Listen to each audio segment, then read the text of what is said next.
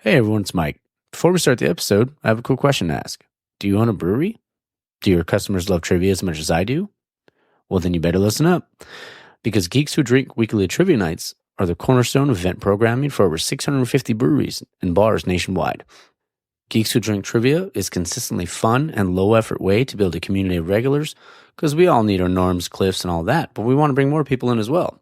So you can even turn that slow weeknight into the busiest night of the week. So get started with this exclusive offer for my Taproom listeners and get your first quiz night free. Go to geekswhodrink.com/taproom and enter promo code Taproom. That's geekswhodrink.com/taproom, promo code Taproom. And now onto the episode.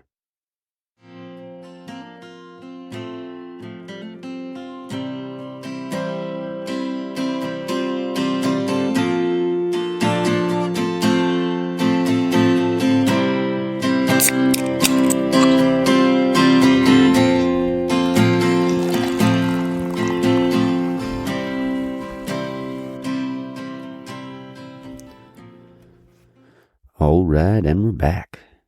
This is the Taproom Podcast, and I'm your host, Mike. Oh man, I'm a little tired to say the least. But this is episode 83 with Doug Veliky, also known as the Beer Aficionado on Instagram. And we had a really fun conversation.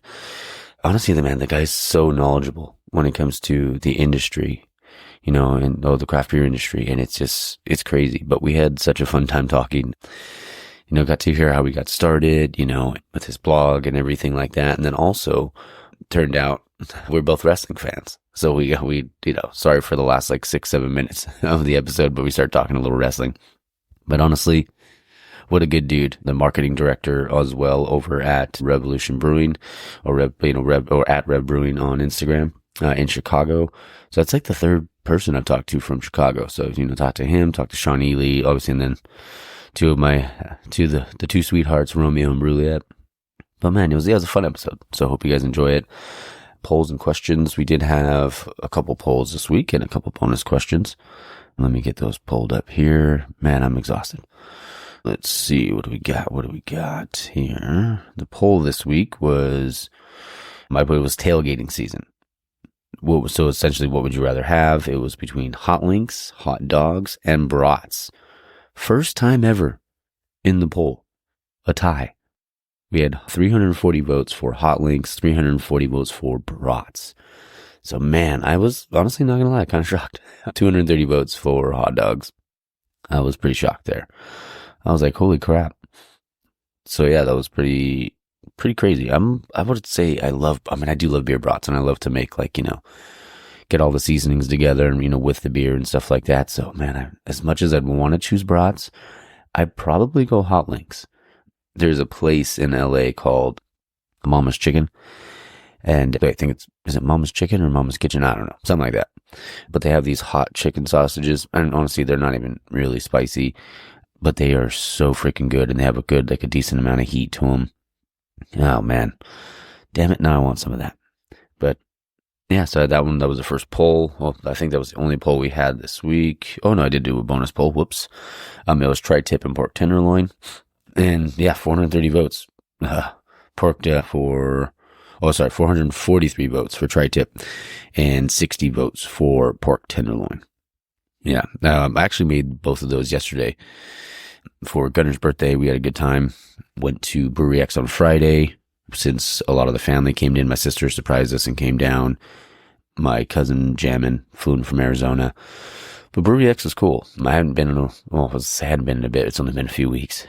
But yeah, some good ones. They had their 5th anniversary, or I think their 5th anniversary beer. And they also had a super slap, which was really good. Let's jump into the questions, and I'll jump into the barbecue. The question this week, or the Geeks Who Drink question of the week, was, where in Germany did the Kolsch originate? The answer, or the question, or the potential answers were Hamburg, Cologne, Munich, or Dortmund, and the answer was Cologne. And let's see, 250 people did have the right answer. So they picked Cologne. Hamburg was 111, Munich was 110, and Dortmund was 44. So, not too bad. Most of the people got it right. Let's see here. Then the bonus question. The pop culture question was, when did the first Harry Potter come out? The answers were 2001, 2000, 2002, or 1999. Let's see, 155 votes for 2001, 44 votes for 2000, 110 votes for 2002, and 111 votes for 1999. So, I mean, more people selected the correct answer than the other one, so that's good. Yeah, what else do I got? Yesterday was the barbecue. We didn't get to watch the Canelo fight, but we did pretty much watching college football all day. Let's see, what did we make? We had the jalapeno poppers, mac and cheese, some potato salad, pork tenderloin, tri-tip. What else was there, man? There was a lot of food. I can't remember. I made some like a queso dip for like nachos. And then we also had these kind of beans that my aunt makes. They're really good. It's like chorizo. There's hot dogs, like chopped up hot dogs in there. There's beans, jalapenos, and some other stuff. They're good. Can't even remember. I almost won a parlay yesterday. I was kind of pissed. Fucking, who did I have in my last game? Was the game that screwed me was Michigan. So I'd hit 3 of the first 4 games. And then Michigan decided to give up 18 points to Arkansas State. So that was fan-fucking-tastic. Let's see what else we got. I think that's about it. Oh, if you want to support the show, you can go to the link in the Instagram, or the Instagram bio at the Taproom Podcast. And there is the TeePublic site for my shirts. The new design is available that my brother Jake did. So definitely go check that out. Yeah. I'm actually going to be buying a few shirts myself. So, yeah, I don't get free merch. I still got to pay for it myself, too. So, all right. Going to Pete'sport next week. Excited about that. But, yeah. All right. So, hope you guys enjoyed the episode with Doug Veliky. Stay tuned for the outro. All right, guys. We're back in the tap room, and I'm your host, Mike. And I have a very special guest on today. It's the beer aficionado himself, Mr. Doug Veliky. How you doing today, sir? Oh, doing great. Glad to be here. That's good. I'm glad to, yeah, same. I'm glad we got to do this. Just a little about you. I mean, you're the chief marketing officer, correct, for Revolution Brewing, and you have a great knowledge of this business. So I really wanted to get to sit down and talk with you. Do it. Sweet. I have a beer. What are you having right now? I'm having our Super Zero hop water. Still got a lot to do later today, so There you go. speaking of the hop water, but Nice. And hop waters are trending up, I feel like, big time, right? yeah, it's still very small, so it's got a long way to go, and it's not lighting the world on fire by any means, but people like them. It's the hardest thing is getting people who don't know what they are to try them for the first time. Oh, Once they do, it's pretty easy to convert them. It's just how do you go about doing that? They're not cheap compared to sparkling water, so that's a leap for people to take. That I think it's got to be solving some kind of problem for you, like No. situation where you don't have the right kind of beverage, and this kind of does it for you. So I think they'll be around for a long time, but I think it'll be a slow climb for them. Oh, for sure. Yeah, I think a buddy of mine sent you the Hazard top water not that long ago. Yeah, I had one of those. They have a bunch of different flavors, right? Mm-hmm. Yeah, I think they have like Citra, just the basic, and I can't remember some of the other ones that they had, but they were pretty good. I think they did like a lime one as well. Yeah, very cool. Cheers. Cheers to you. Can you tell us about how you got started, like your craft beer journey? Yeah. There's just like kind of all these different milestones at different points in my life that always made me reach for more flavorful beer. My dad wasn't a big beer drinker, but he'd always have some beer around the house for when like my uncles would come over, and he'd always buy like the Sam Seasonals or the local breweries in Pittsburgh where I grew up. And so he'd buy from them instead of, the big guys. And so I was just kind of always around the beer that made you kind of say, oh, what is that? And when I went to college, kind of was on a dorm room floor with a bunch of guys that we would do something called International Beer Night, where we'd have someone go to the store for us and get like 6 different 6-packs, and then we'd each trade one, and they'd each be from a different country. Oh, that's awesome. Talking about like Corona and Heineken, and this was the year 2000, so there wasn't too many choices, but you could get like Killian's Irish Red, and then we would just drink beers that way. And we would always just rather drink a little bit less, but a little bit more flavor. I moved to I went to school in Richmond, Virginia. I moved to DC and lived there for a few years, and I should say Arlington, Virginia, just outside DC. And I happened to live right next door, just by chance, to this crazy kind of hole in the wall beer bar that's no longer there. It was called Dr. Dremo's. And they just had the most eclectic selection of beers, like that was very uncommon. We're now in like 2005. Wow. So we would go there all the time because it was right next door. And just that's where I got introduced to beers that are still around today, like Shiner Hefeweizen. And that would be like the most mainstream beer they would have. Everything else would be, especially for back then, was way off the grid. And then I moved to Chicago shortly after that and ended up working at a giant company that, among other things, did beer distribution. And so, it wasn't so much beer that pulled me there because I was doing all kind of other stuff that had nothing to do with beer. But being at a company where that was part of what they did, beer was kind of part of the culture. And so I was there right at the time when craft beer became a thing in Chicago, which really began in 2010, I'd say. And so it became more and more part of the company's strategy. It became something that would spring up in the office more often. And then so I just got the bug. And anytime a new brewery would open in Chicago, I'd be kind of there on the first day and checking them out. And it just kind of made me want to work in beer. And then I kind of just went all in. Just like tried to learn everything I could about it so that I could speak to the industry better for when I'd someday eventually hopefully get a shot at a job, working in beer full time. So I just kind of became a super enthusiast, but always kind of had was trying to figure out the business side of everything I was enjoying as well. And just trying to figure out how it worked. That's so awesome. I mean, I always find those like the journeys fascinating because like everybody's journey is different. And, everybody like you wanting to be in the beer industry, how it all played out for you. I mean, that's just really, it's cool to hear because I mean, it's just anybody, if they have a passion for something, they can find their way into that business. Absolutely. That passion is what can get you the over the hump too. Oh, for sure. And so Revolution, when did you start there? Revolution was 2016. So I've been here 8 years now.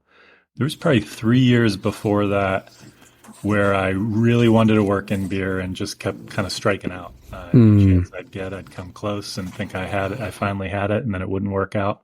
So during that time, that's where I started making beer content. I was tired of just trying to convince people that I was into beer. Everybody, tons of people say they're into beer, but then there's different levels of what that actually means in terms of what you actually know and can speak to and could add value to in terms of an actual job in beer.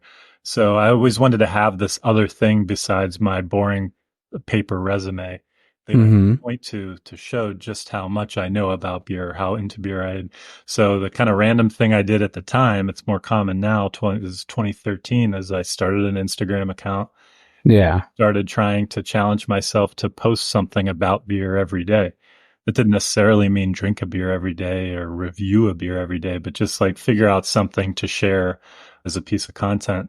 And so I've been doing that now for 11 or so years. Wow. And it eventually, started becoming successful, developed a following. So I added in 2016, I added a beer blog where I could actually write long form, more deeper dives. And that's what led to someone at Revolution reading my beer blog. I think I was only 7 posts into it. It was nothing crazy. And then someone read one that mentioned Revolution and kind of liked the way I was thinking about them and just the industry in general. And they happened to have a job in coming up to run finance for them, because at the time I was in finance and accounting. Wow. The guy recommended I apply for a job, and I did, and that's how I got here. That's so cool. I mean, that's what one thing I love about the community. I mean, they're everybody's everybody's always so willing to help one another, but then there's also stuff like that where, people get into something that you're doing. And I've got as soon as I started seeing your content, especially when you talk about trends and stuff like that, that's one of the things I wanted to ask you about too, is what's it been like having to kind of run building your following to kind of keep maintaining that, but then also doing your full-time job too? It's hard. And the way I do it and the way I survive trying to do both of these, because making content it can be time consuming. I try to find little shortcuts and ways to not have it take over all of your free time. I've got little kids and everything. So a lot of what I make content for is stuff that I'm already thinking about at my full-time job. So if you see me make a video on something, there's a good chance it's because it was on my mind during the workday and as part of my job. And then when I got home, it was so much easier to make a video on this because I was already, noodling on this for something business related. That's not true all the time. Of course, sometimes just something crosses the news that I think is fascinating, has nothing to do with my job, but it has to do with the industry. People have started to enjoy when I just react to the news and give them takeaways. This just happened. And because of that, an interesting thing to think about is X, Y, and Z that might come as a result of this, like that kind of stuff. People love that, especially if you can do it timely, like the night that the news broke. Oh, for sure. Or something like that. People are hungry for action while it's kind of like the hot topic of the week. So I have fun doing that and all kind of different shticks on there. That's cool. And one of the ones that like really like was making me think, because I don't think I've seen it as much out here, so I wanted to ask you if you're seeing it more out there, was I want to say it was like towards the beginning of the year you were talking about like that potential like trending from like the 16-ounce cans to the 12-ounce cans. Have you seen that more in Chicago? Yeah, definitely. 16-ounce cans are very economical for smaller breweries. So for some of them, they need that kind of difference of only having to buy 3 cans. Or 3 cans, what am I talking about? Only having to buy 4 cans.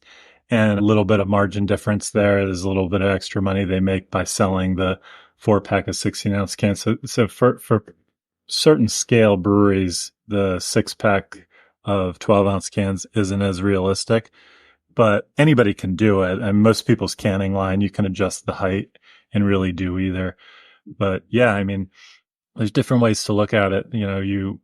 When you sell a case of beer, if you're selling a 6-pack of 12-ounce cans, you only need 4 buys to do that case. But with 4-packs, you need 6 people to come along and want your beer. So with the smaller cans, you're also moving through a case faster. You make more money on the other ones, but it takes 50% longer in terms of how many people come grab one to do it. So it's just 2 different ways to look at things. I'm a big fan of the 12-ounce can. I think that's just what people much more so, especially a broader consumer, which part of that is because Revolution Brewing, we're the biggest brewery in Illinois. So we go after a kind of wider, in certain aspects, more casual beer consumer. So a lot of people, that's what they want in their fridge. Whereas, of course, if you're at like a ball game and you're waiting in line, spending a lot for beer, that's absolutely where you want that bigger can. Even if you're at some kind of a bar watching a football game and they're doing cans, you want the bigger can. The 12-ounce, for some reason, it feels small when you're out, but it feels huge when you're at home. Yeah. You're like, I don't really need this extra 4 ounces. I mean, it's so funny because it's just 4 ounces. It's not really a big deal, but it's all the economics and all the logistics behind the differences between the two. It's just this wild, I don't even know what to call it, wild game that we play of needing the right size for every occasion, every situation. No, for sure. I saw, I think it was this morning, you posted like the glitter beer thing going on. So I haven't seen that out here. So has it been happening? I have not. I mean, there was a hot minute. I don't know when it was. It was like 2019, roughly, give or take a year, when that became a thing. And that's where it was all about, like, I don't know, appearance. Just like when you order, if you spend a lot of money on a cocktail, you want a little garnish on it. You want it to look nice. 'Cause it's like, man, if I'm at a nice, hotel bar or something like this, and this thing was like $18, I'd like it to not be in a plastic cup and not look like crap. You want things. I think there was this methodology of let's make in a harmless way, let's make the presentation of this beer just extra fun, outrageous, and something people would take a picture of and share it. And then that gets more eyeballs. All their friends are seeing it and they're like, oh, I got to try that. Yeah. But then, of course, you've got the beer purists who are like, of course, yeah. How dare you mess with beer? That's fine. They'll come up with everything they can. And I tend to like to be in the middle of these things and be like, well, I understand why someone would not like it, but I also understand why someone could think, oh, that's fun. And it's just because people care at different levels. And of course, I'm totally on board with the casual consumer that doesn't follow breweries on Instagram. They shouldn't have to. But then there's the people who are just really into it and want to know what's going on a day-to-day basis. So they follow 50 different breweries on their social media feeds. And then there's people in between that just follow their couple favorites and don't need to follow every brewery in their city. just want to follow their few favorites, and that's it. And so it's always a spectrum. Oh yeah. With everything, just in terms of how into something you are. And then sometimes, I mean, it could just be like, I mean, even if it was just like gimmicky, you could get, some people in there to try a beer, or to try a different seltzer. And like, eventually, because I always say like there's a beer out there for everybody. And, it's about finding your beer and, the one that you like or your seltzer. But yeah, you get in there and you try one, and then maybe you try another, and you kind of build that trust with that brewery. And then that makes you want to expand out and build the business. Have you seen any other types of trends that you feel like that are kind of moving, or that are kind of moving the kind of craft beer industry? It depends if you're asking for something a craft brewery would do versus actually being a beer. Mm-hmm. Like the big hot topic right now is THC drinks Mm-hmm. that have Delta 9 in them, which is a very gray area of the law that a bunch of breweries are starting to make them. And from what I hear, especially maybe depending on the market, doing quite well. This kind of really first broke wide open in Minnesota. Oh, wow. Probably close to 2 years ago now. And all the stories I'm hearing are just like breweries are now selling more THC drinks than they are even beer. So I think they're doing really well with it there. Illinois, it's much quieter. There are a few that have jumped in, but not quite. In Minnesota, it feels like everybody. I should say Minneapolis. I don't, follow too far outside the big city there. But that's a big one. Like us, we're with a big distribution company. We're with the Miller Coors distributor here. Big distributors aren't willing to touch these THC drinks yet because they're not federally legal. And so they don't want to risk their much bigger business and losing their license over these. But I think everybody kind of believes eventually that's going to change and these will be legal and regulated in some way, shape, or form. But so that'll all change. So that's a big thing now. Like everybody wants to be ready, but certain people think this will be massive. Some people think it'll just be a trend that'll get hot and then cool off and kind of go away. It's really hard to say. And I don't have a confident opinion one way or the other. I'm just trying to keep an open mind to possibilities and not rule anything out.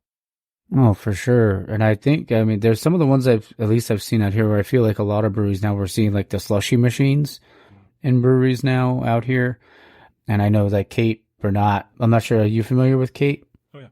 Yeah, she's so sweet. She's so awesome. And like, I think she wrote an article about like craft cocktails. I feel like you're starting to see some of that, in some craft breweries now, in breweries now. So I feel like that's really cool. I mean, there's kind of, you're bringing in that different clientele, but like I said, if you can build that trust and you can build, like a rapport with these different, different customers that might not necessarily be into craft beer to bring them back. That's awesome. Yeah. On the topic of cocktails, something we've done this year, it wasn't this like big overarching strategy. It just kind of happened and then kind of kept happening. And then we just like kind of caught ourselves doing it is, we didn't ever want to do hard seltzers and we didn't want to do canned cocktails. There's complications with being a distillery and a brewery, depending on the type of brewery license you have. Different in every state, nothing fun to get into.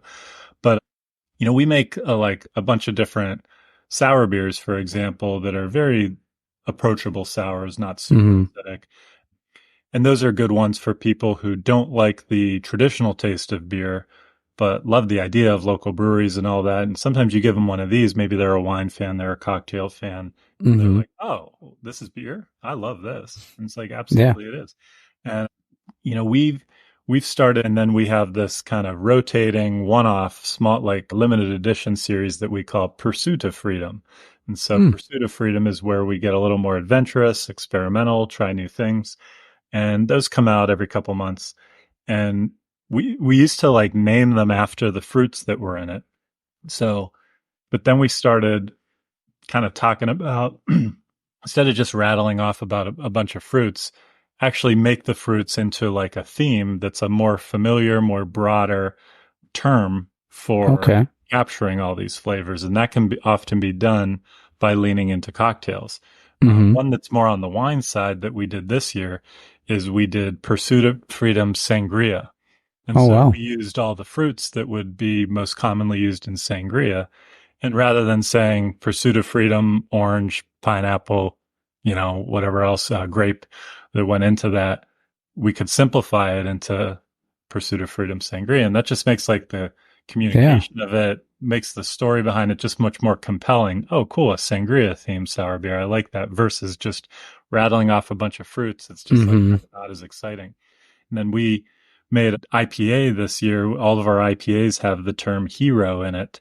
We do that in part just to kind of link them all together and make people know if they see a hero from Revolution Brewing, that means it's an IPA. So we made one called Colada Hero. And so we took the theme of a pina colada.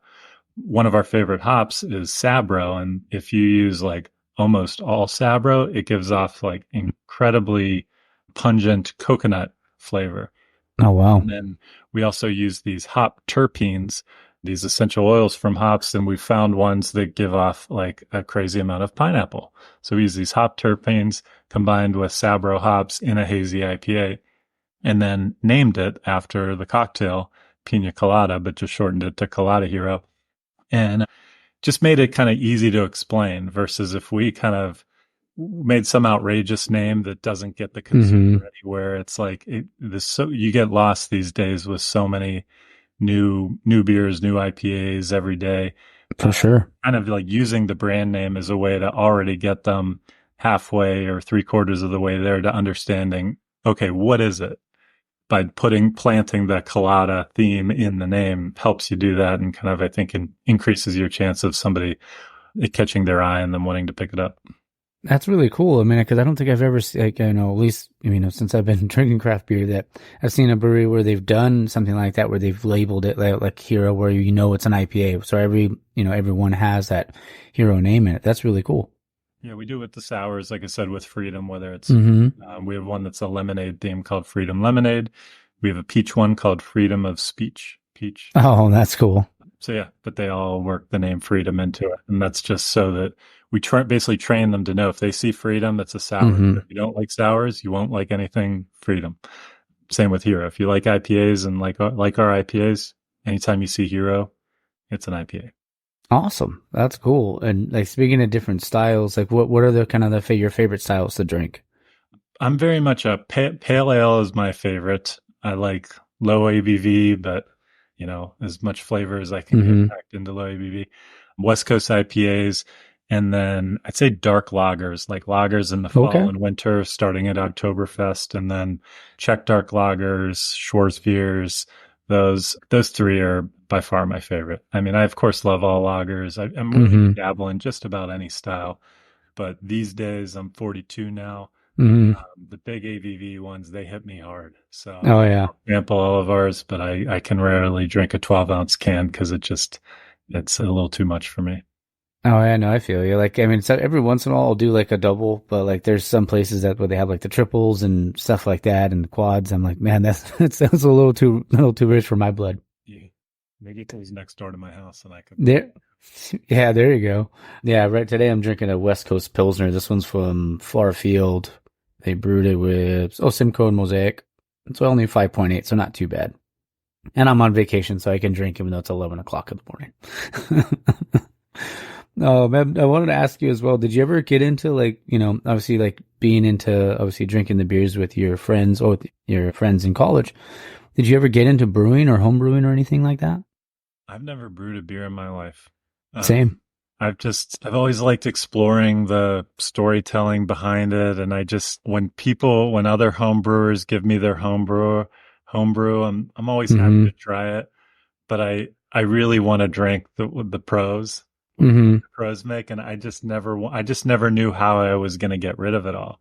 If I make a 5-gallon batch of beer, I'm going to have it, and I'm going to be everything I was doing was so much more exploring the world of beer than it was me being interested in I was never too interested in the science behind it. It's really cool to people that are. It just wasn't what I was into.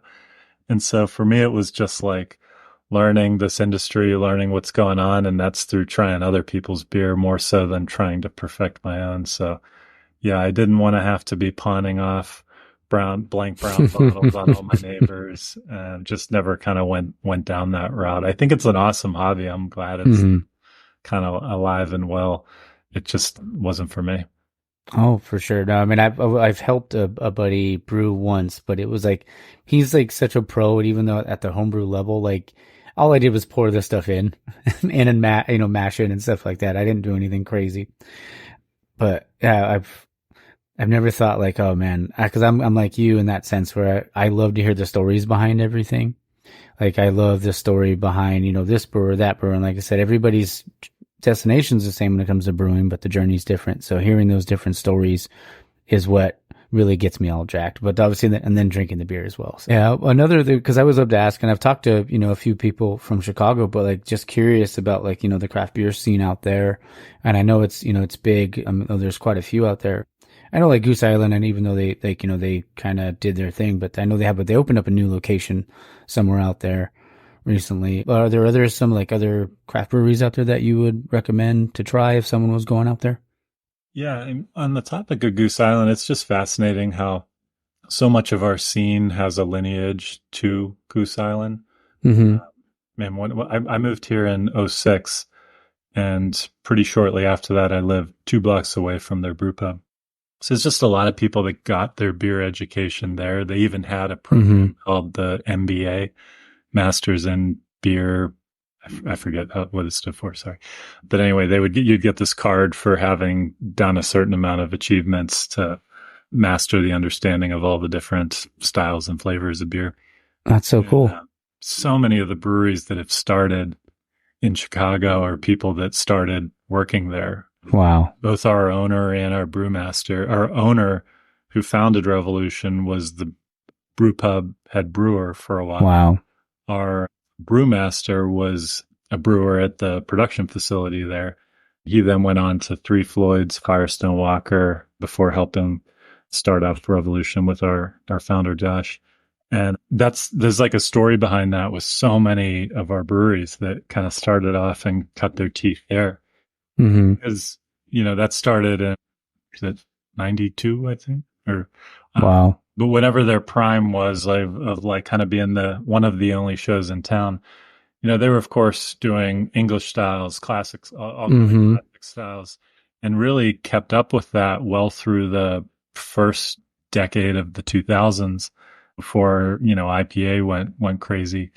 And just because of that, there's just this lineage to them. There is this like pride here to That's awesome. keep classics alive. So while we of course have breweries that focus on modern contemporary styles, I'd say we have more than a lot of markets, a lot of breweries who focus on the classics and don't go overly contemporary like so many do. And there's nothing wrong with one or the other, but I'd say like a very proud city, proud brewing scene who keeps the past very much, front of mind, top of mind, and keeps a lot of styles that aren't the best sellers, but finds ways to keep them alive and keep them on draft so that people aren't only drinking what's new and they're keeping the flame going. So that's one of my favorite things about our scene, but it's hard to, I will give you some names, but it's hard to know where to stop because everybody that's like made it to this point is doing really well.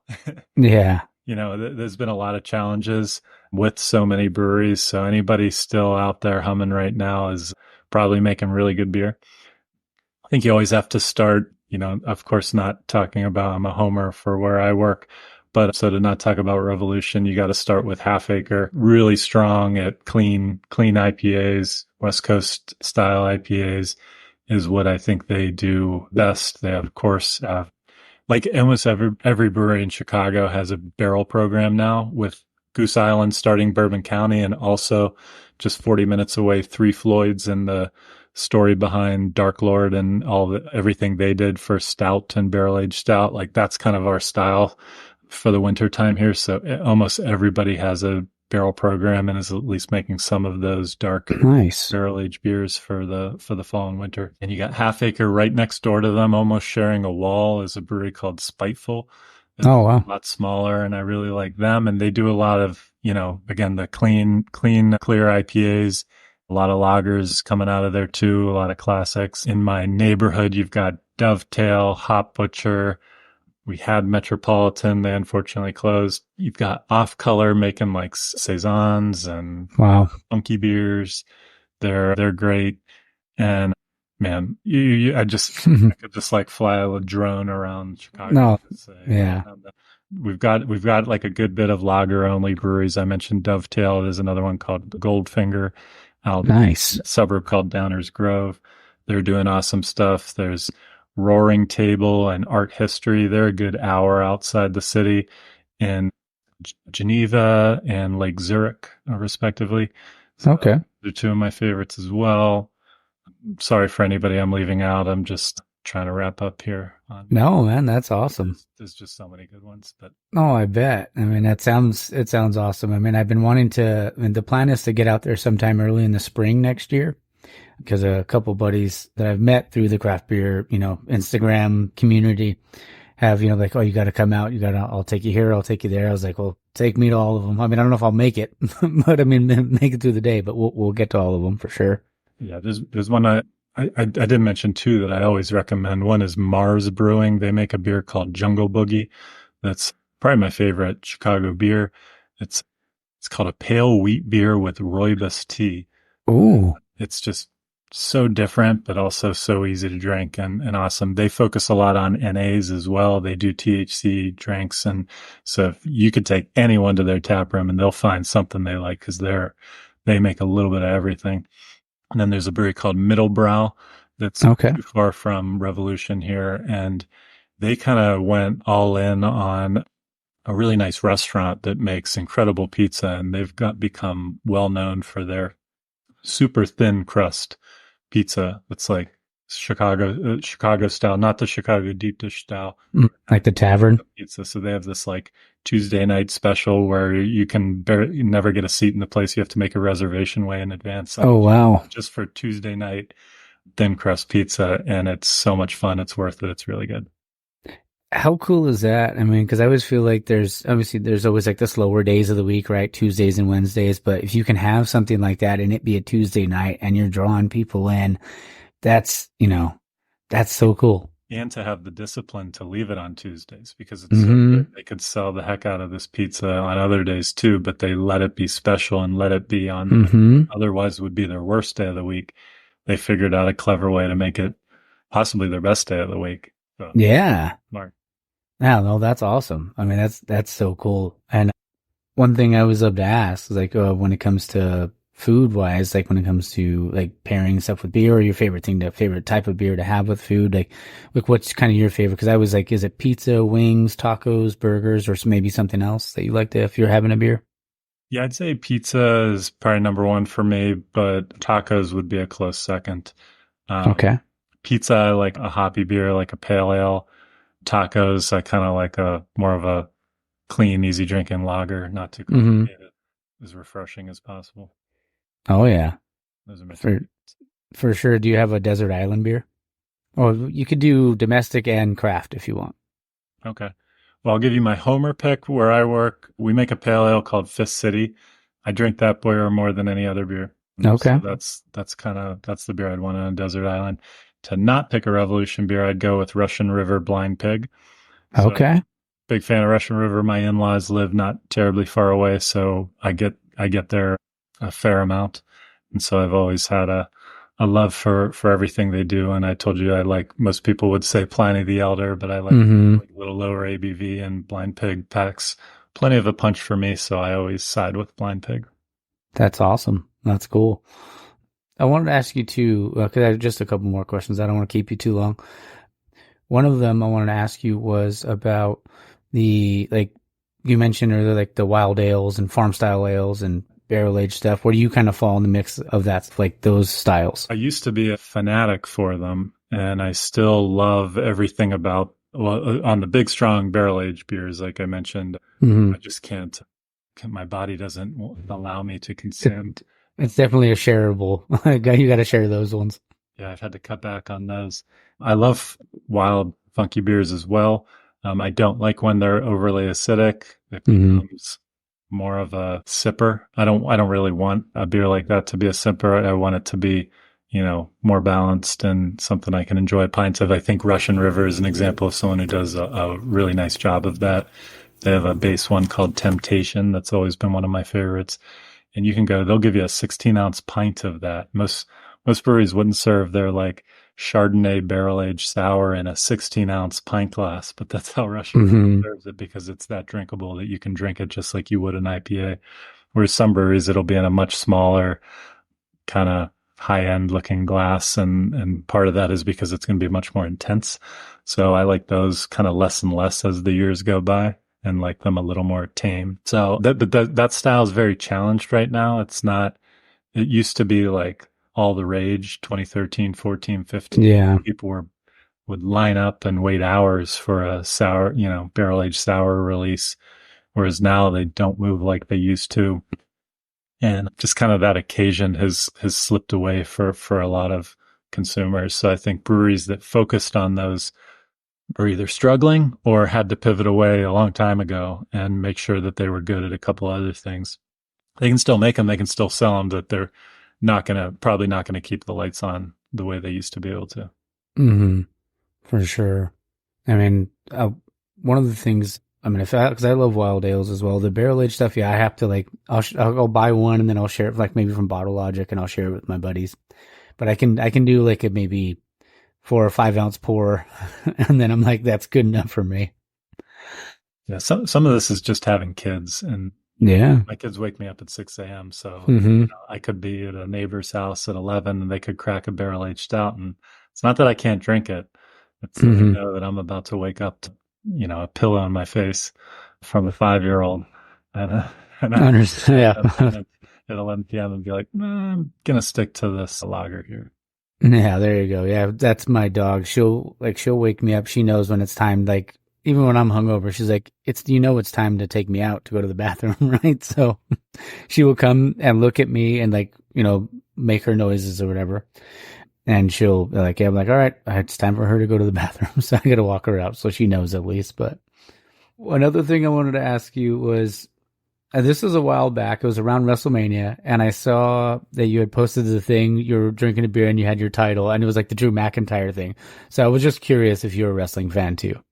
I'm a big wrestling fan. I even organized. We had a wrestling show here at Revolution. Oh, that's awesome. Mustafa Ali headlined. Oh, dang! We had like some big names too. So we sold out in less than 20 minutes.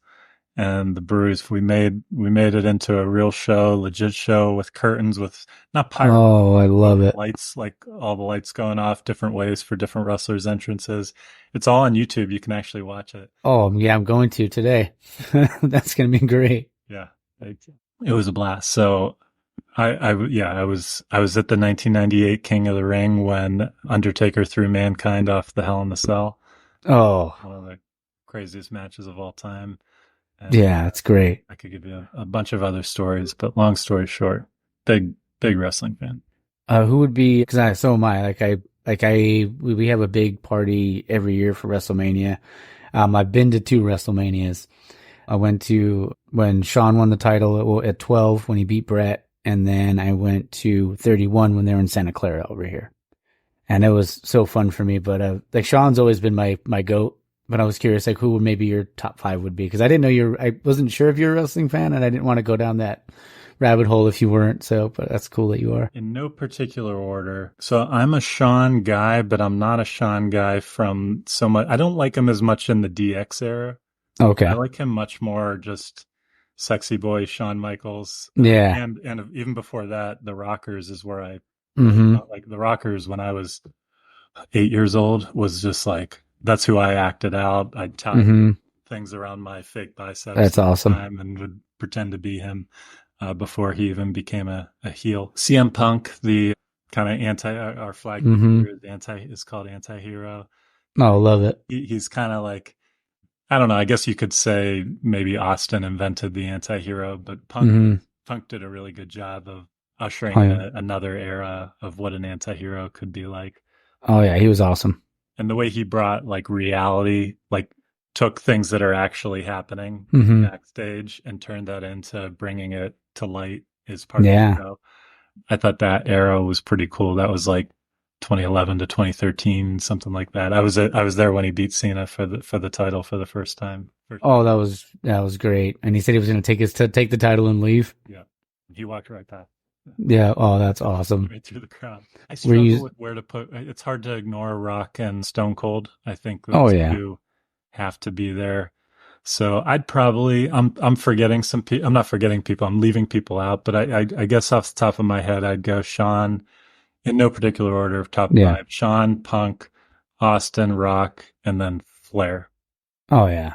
I mean, but it's such a loaded question. Like Chris Jericho is like I'm like mad at myself for not putting him in there because Chris Jericho guys. I'm like, same. Can I get 10? Yeah. Same. I love Jericho. I love Edge. Hunter has always been one of I feel like Hunter was probably one of the greatest heels probably of all time. Like the pop that he got when he came back at the Garden was that, I don't even know what year that was. That would have been like 2002, I think, when he came back. But yeah, Punk is awesome. Rock, Austin, all like, just like you can't, what they did for the business and, is just, you can't leave him out. Flair as well. I'm not a big Hogan guy, but I know a lot of people are, but I'm just not a big Hogan guy. Yeah. The introduction of the NWO was probably the best part of the NWO. Probably. The shock. Mm-hmm. And so it started off here and then it was kind of slowly got stupider and stupider as it went until they kind of ruined it. But yeah. I feel like everybody in the company was part of the NWO at towards the end of WCW. Yeah. With Hogan, I still can't get over how little he wrestled compared to what everybody does now. Oh yeah. You had to wait like 3 months and buy a pay-per-view just to see him wrestle. I'm like, this guy didn't do anything. I mean, he had some of the biggest famous moments of the 80s and 90s, of course, but it was just like, I felt like he would only fight like 5 times a year, and there weren't like I don't think he was doing like house shows or anything. Oh yeah, I doubt it. Not Hogan, man. But like in the 90s and 2000s, or even the 80s too, the 80s, 90s, 2000s. I feel like once they started to kind of usher in the new guys, it was. And I'm sorry for my listeners.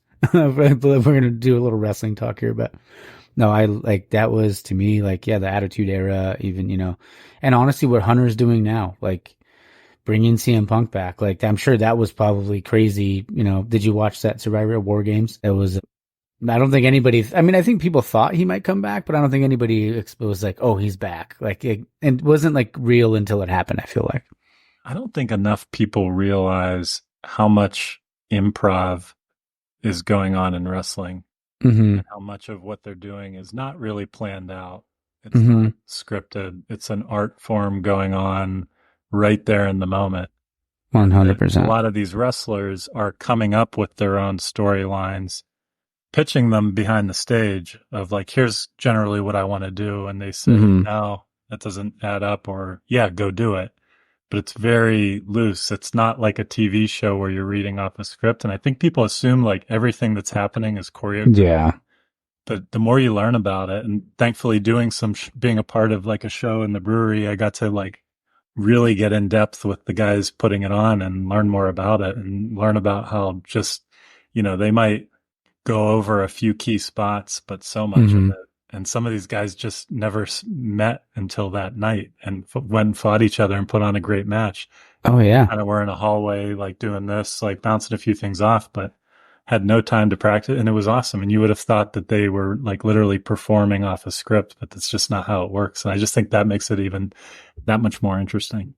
Oh, for sure. And even like the Mikey name, because my real name is Jonathan and some people know it, but like I just wanted to go to wrestling school when I was 25. I was like, I just want to know what it's like. So I went to a wrestling school out here, Santino Brothers Wrestling.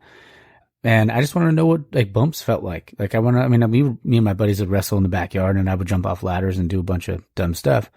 But I just want to know what that felt like. So I went and took bumps and they said, all right, well, you need a name. So I was like, well, I'm going to be John Michaels. And then it got shortened to Michaels and then Mikey and Mike after that. So, but yeah, I love the business. And I even earlier today, I was watching the Chris Jericho documentary and you talked about Jericho. I think it's Breaking the Code. I think it's called, but It's just, I can rewatch those things over and over again because of their stories. If you put me on the spot and said, what was your favorite moment? This is like a semi-obscure, of all the great actual moments, this is a weird one to pick, but it was his first entrance in the WWE when he first showed up and interrupted The Rock. One of the best. That's like, it might be number one on my list. I could rewatch that over and over again and never get tired. Yeah, like what a debut that was. Like the Millennium Clock, all that stuff. That was so cool. Yeah, so awesome. And I'm gonna have to have you back on again just so we can talk. We can talk wrestling. Maybe we could do something before War Games, and we can pick who we think is gonna win, like each match. This out and just make it its own post if you want. Oh yeah, for sure. Oh man, but I know you. I don't want to keep anybody on a few more minutes. I wanted to. There's two last things. One of the things you do. You had I saw on your Instagram. You have the Lurie children. I was if you could tell the listeners about that. Yeah. So my son, who's 8 now, when we got our first ultrasound of him, we learned quickly that he was going to have an issue with his lungs, and they didn't know the extent of it.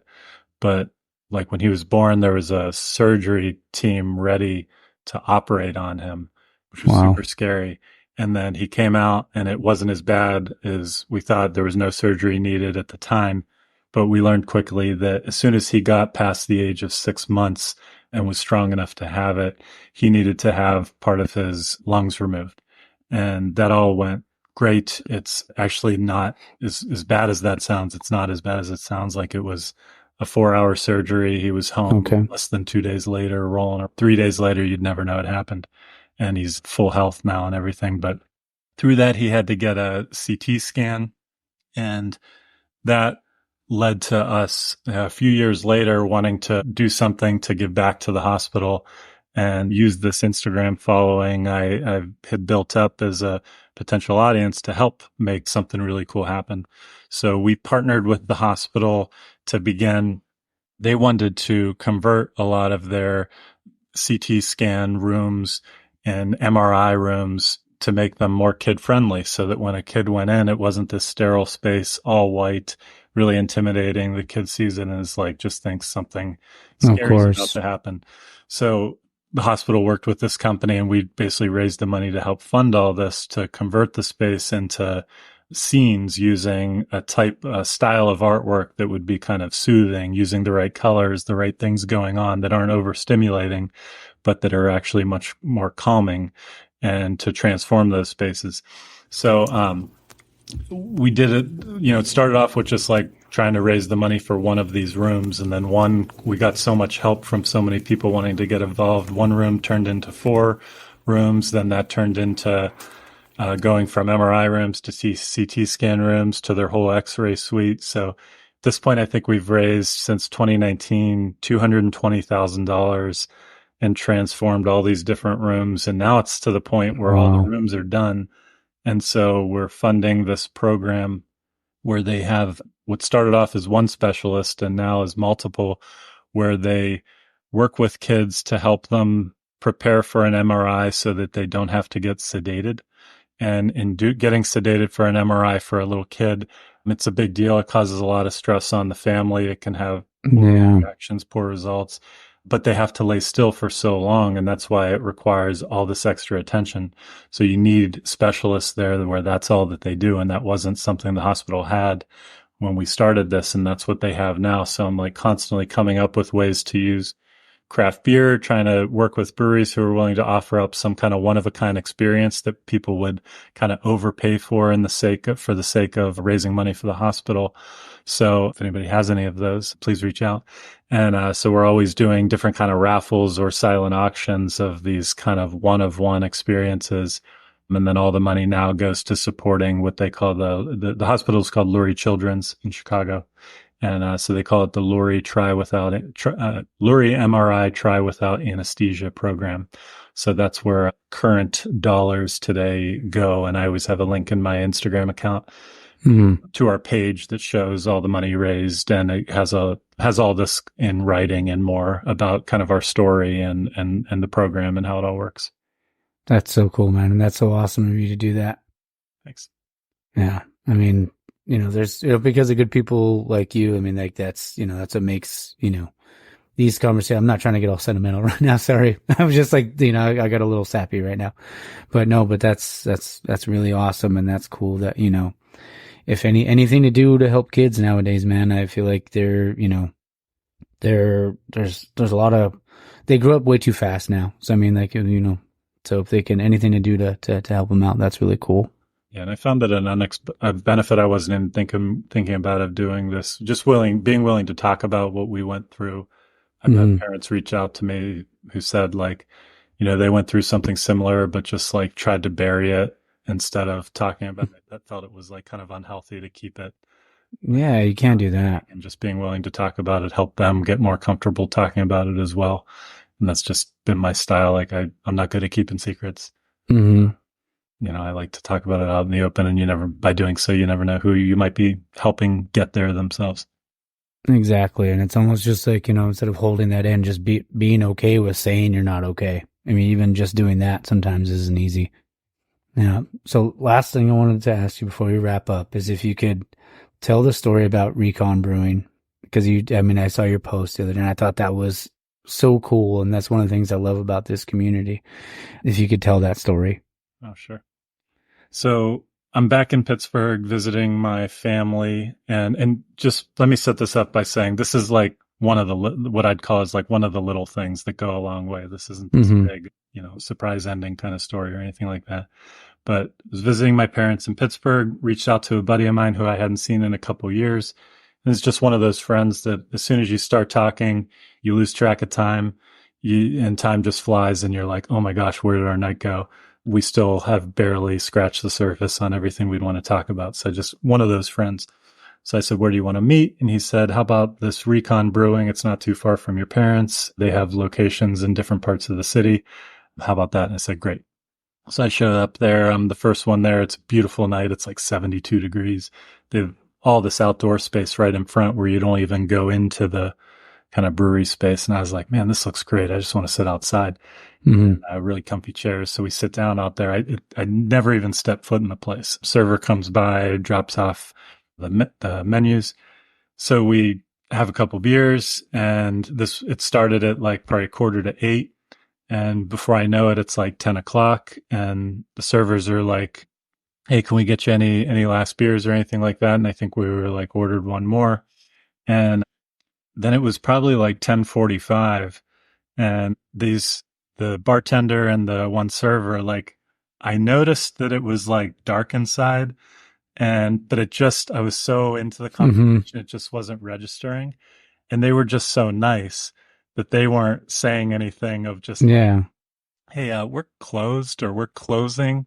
And it turns out they had closed at 10 o'clock, and it was probably 10:45, 10:50.